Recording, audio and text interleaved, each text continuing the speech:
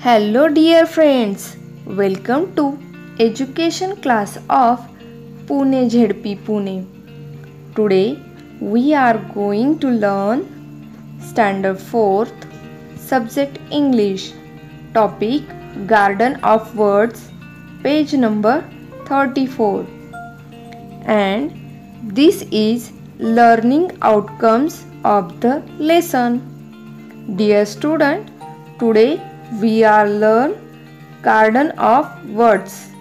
बालमित्रांनो, जशी फुलांची बाग असते तशी ही शब्दांची बाग आज आपण पाहणार आहोत. आपल्या चौथीच्या पाठ्यपुस्तकातील पान नंबर 34 वर ही बाग आहे. प्रथमतः आपण या बागेतील शब्द वाचूयात. चला तक्ता पाहूया.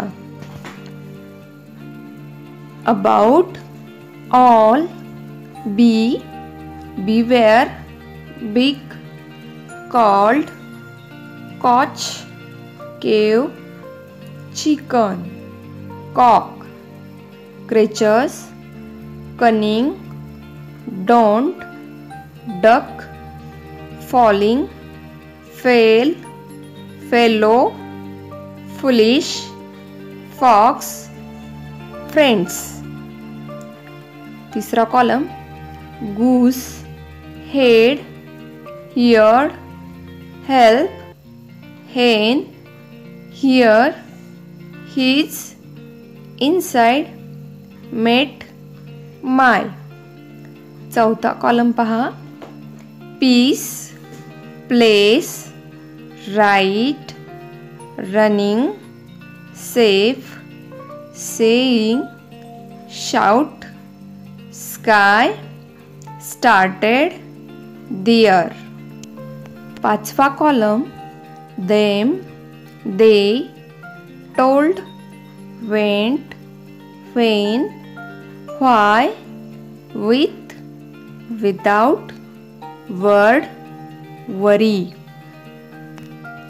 हे वाचलेले सर्व शब्द तक्त्यांमध्ये वर्णानुक्रमे दिलेले आहेत.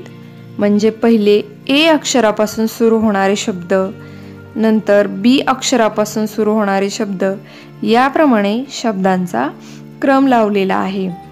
आता आपण या शब्दांवर आधारित काही प्रश्न म्हणजेच स्वाध्याय सोडवूयात.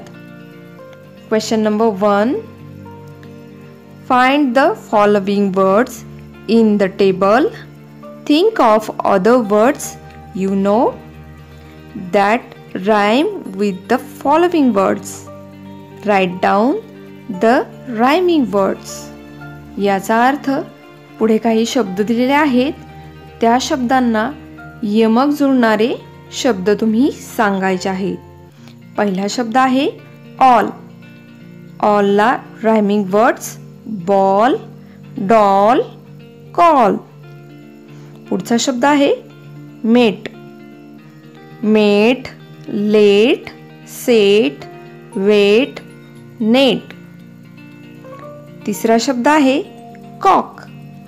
कॉकला यमक जुळणारा म्हणजेच रायमिंग वर्ड आहेत कॉक, लॉक, ब्लॉक, क्लॉक. आता प्रश्न क्रमांक 2 पाहूया. Question number 2. Find and copy the names of bird and animals. म्हणजे या तक्त्यांमध्ये काही पक्षी आणि प्राण्यांची नावं लपलेली आहेत, ते शोधून लिहा. बर्ड्स. या तक्त्यामध्ये कोणकोणते पक्षी आहेत शोधूयात. पहिला शब्द आहे चिकन, डक, हेन, गूस. करेक्ट. आणि ॲनिमल, या तक्त्यामध्ये फॉक्स हा एकच ॲनिमल आहे. चला पुढचा प्रश्न पाहूया. Complete the following sentence. Use the word given above. Try to make as many meaningful sentence as you can. पुढे काही अर्धी वाक्य दिलेली आहेत, त्याच्यामध्ये काही शब्द वापरून ती वाक्य पूर्ण करायची आहेत. पहिलं वाक्य आहे दे मेड अ. मग आपण वाक्य पूर्ण करूया. दे मेड अ फॉक्स किंवा they made a friend. They made a hen. They made a duck. याप्रमाणे तुम्ही आणखी वाक्य बनवू शकता. या पुढील वाक्य आहे व्हाय आर यू. आपण ते पूर्ण करूयात. Why are you running. Why are you worry. Why are you shout. Why are you saying किंवा व्हाय आर यू फॉलिंग. याप्रमाणे तुम्ही हे वाक्य पूर्ण करून वहीत लिहायचे आहेत. यानंतर प्रश्न क्रमांक 4. Question number 4. Choose any one of the words give in the table. Show it's meaning with an action and ask your friend to guess the word. याचा अर्थ तक्त्यामधील कोणताही एक शब्द तुम्ही निवडायचा आणि त्या शब्दाला अनुसरून काही कृती करायची आणि त्या कृतीवरून तुमच्या मित्राने तो शब्द अचूक ओळखायचा. आलं ना लक्षामध्ये? पहिला शब्द आहे रनिंग. नंतर डोंट. यापुढील शब्द शाउट. यापुढील शब्द वरी. याप्रमाणे तुम्ही शब्द अचूक ओळखायचा आहे. यानंतरचा प्रश्न क्रमांक 5. Find the words that have O C K N G D S E E A आणि ओ यू. या प्रश्नाचा अर्थ असा होतो खाली दिलेले अक्षर तुम्ही वरील तक्त्यामधील शब्दांमध्ये शोधा. पहिलं अक्षर आहे ओ. ज्या ज्या शब्दांमध्ये ओ आहे असे शब्द आपल्याला शोधायचे आहे. चला तक्त्यांमध्ये असे शब्द शोधूयात. O about, cock, don't, fox, shout, told, word, worry, without. यानंतर सीके. सीके असलेले शब्द शोधूयात.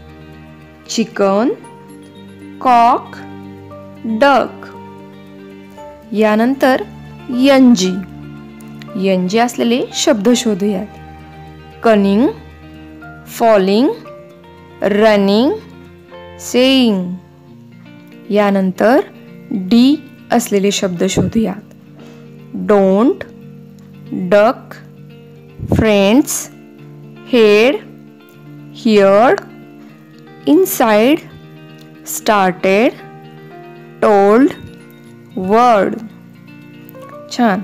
यानंतर एस ई ही अक्षरे असणारा शब्द पाहूयात. एस ई असणारा फक्त एकच शब्द आहे आणि तो शब्द आहे गूस. यानंतर ई ए ही अक्षरे असणारे शब्द पाहूयात. पहिला शब्द आहे क्रेचर्स. हियर्ड हे दोनच शब्द आहेत. यानंतर ओ यू यातले शब्द आहेत अबाउट आणि शाउट. यानंतर प्रश्न क्रमांक 6 पाहूयात. Select one words at a time. Look at the word carefully. Close your eyes and think of the word. Then write it down. Look at it again. Look it up in the text book. Learn 5 words at a time in this way. याचा अर्थ तुम्ही तक्त्यातील कोणताही एक शब्द नीट वाचा, डोळे बंद करून आठवा व नंतर तो शब्द वहीमध्ये लिहा व लिहिलेला तो शब्द तक्त्यामध्ये पुन्हा पहा. याप्रमाणे तुम्ही एका वेळी 5 शब्द पहा व पाठ करून आपल्या वहीमध्ये लिहा. बालमित्रांनो, हे गार्डन्स ऑफ वर्ड तुम्ही चांगले अभ्यासले तर त्यावर आधारित पाठ धडा आपल्याला छान वाचता येतो व छान समजतो.